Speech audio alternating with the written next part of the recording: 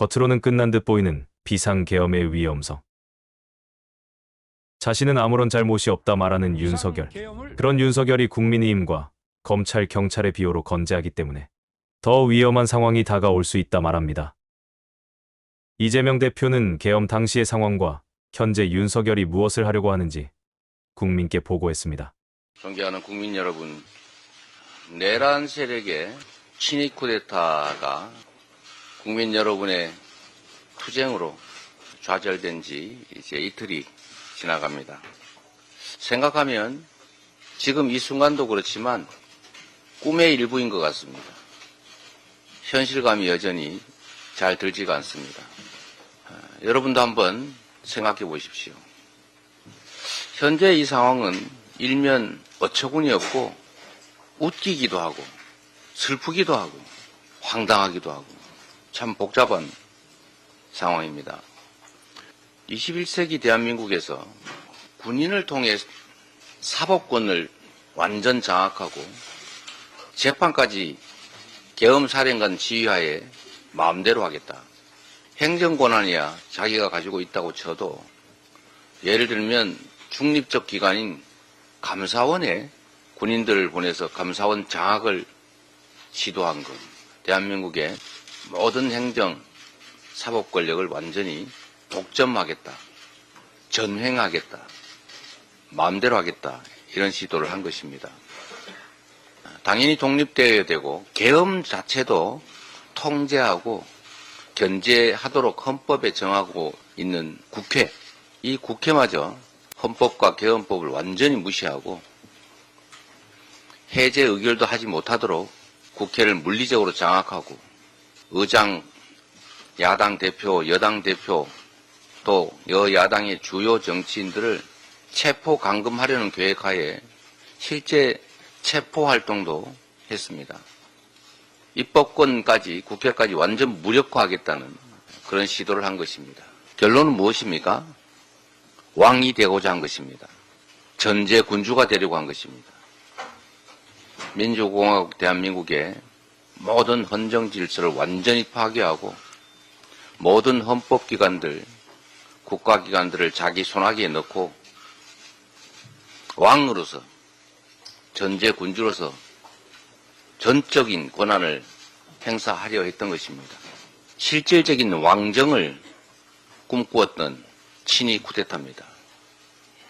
현재 대통령 권한을 넘어서서 입법권과 사법권까지 완전히 장악한 절대 군주가 되려고 했던 것이 바로 이번 비상계엄 선포 친위 쿠데타 사건의 본질입니다. 다행히도 이 어처구니 없는 시도에 불응한 장병들도 많습니다. 그리고 그 명령에 응한 지휘관과 병사들조차도 국민들을 살상하지 않기 위해서 노력했습니다. 파괴를 최소화하기 위해 노력했고 개머리판으로 사람을 폭행하고 총을 쏘지 않는 대신에 최소한의 직무 수행에 시민들의 피해를 최소화하려는 노력을 했던 것입니다. 그리고 치열하게 목숨을 걸고 싸운 당직자, 보좌관, 국회의원 그리고 야밤에 갑자기 잠자리에서 깨어나 국회로 달려온 우리 시민들 그 힘으로 쿠데타는 좌절시켰습니다. 이런 상상을 한번 해보십시오. 만약에 대통령의 그 불법적인 군사 쿠데타를 위한 명령에 압도적 다수의 군 장병들이 응했더라면 또는 이 쿠데타의 현장에 동원됐던 지휘관과 병사들이 조금만 더 빨리 국회 장악을 하고 국회 요인들을 체포했더라면 또는 이들이 조금만 더 신속하게 움직여서 의결 절차 전에 국회를 장악했더라면 조금만 더 적극적으로 체포 활동에 나섰더라면 조금만 더 명령을 적극적으로 수행했더라면 어떻게 됐을까?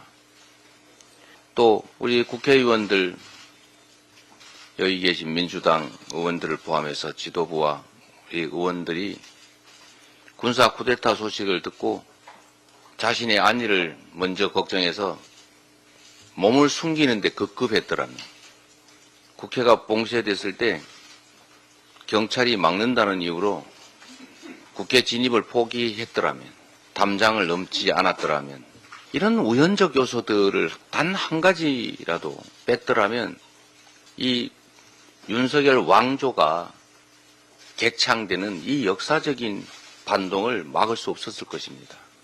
끔찍하지 않습니까?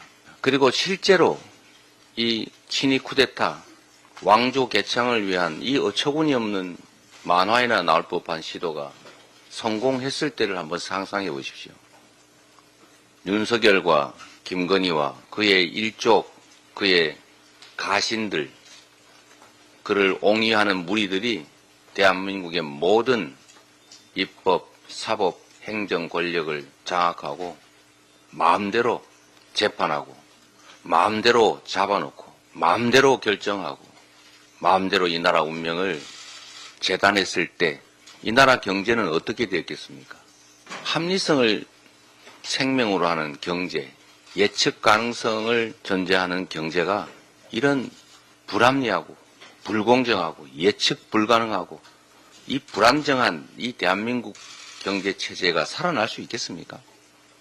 국제 투자자들이 이런 말 같지도 않는 만화 같은 대한민국에 과연 투자하겠습니까?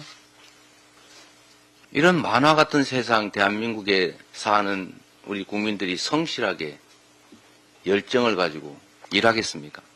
의욕을 가지고 창의적으로 세상을 살아갈 수 있겠습니까? 그럴 경우에 대한민국의 경제, 민생, 위상, 품격, 미래는 어떻게 되겠습니까? 성공했을 때 벌어졌을 이 어처구니 없는 일들이 다시 발생할 수도 있습니다, 여러분. 우리는 이 순간을 실제로 살아가고 있기 때문에 그 느낌이 완전하지 않을 수 있습니다. 거대한 역사의 흐름의 한 부분, 한 장면이기 때문에 그 장면이 갖는 그 역사적 엄중함을 제대로 체감할 수 없을 수도 있습니다. 그러나 여러분, 이 현장을 떠나서 먼 바깥의 시각 또는 지금 이 순간을 벗어나서 다른 시기에, 다른 시간의 눈으로 한번, 즉 역사와 세계의 눈으로 이 순간을 지켜보십시오. 어쩌면 우리가 현상을 파악하고 이 현상에 대응하는 것 자체가 어처구니 없는 그런 상황일 수도 있습니다. 우리가 이 상황을 우리가 생각하는 것 이상으로 더 엄중하게, 더 심각하게 받아들여야 할 수도 있습니다. 결론적으로 말씀을 드리면 대한민국은 지금 황폐화된 후진적인 제3세계로 몰락할 것인지 아니면 세계 속에서 자부심을 가지고 인정받으면서 합리적으로 경쟁하는 국제사회의 일원이 될 것인지 그 갈림길입니다.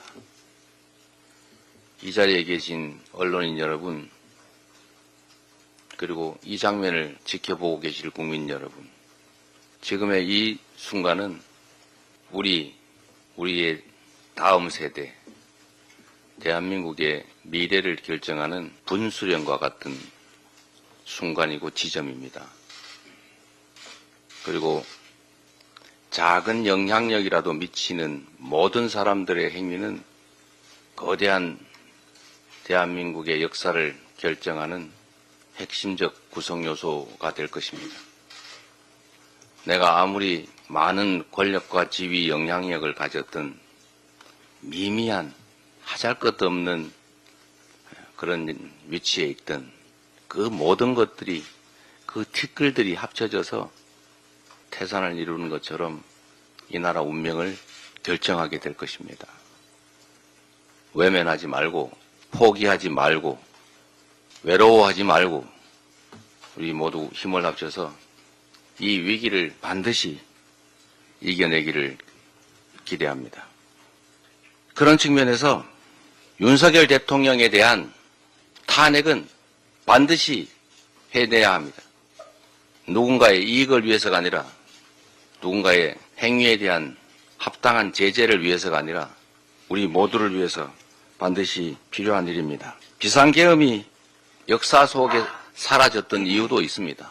결코 해서는 안 될 일이기 때문입니다. 그러나 이 비상계엄 쿠데타, 친위 쿠데타가 다시 무덤에서 살아났습니다. 이제 다시 무덤으로 돌려보내고 다시 무덤에서 부활하지 못하도록 완벽하게 봉인장치를 해야 하는 것이 우리의 책임입니다. 한동훈 대표를 포함한 국민의힘에도 한 말씀 드리겠습니다.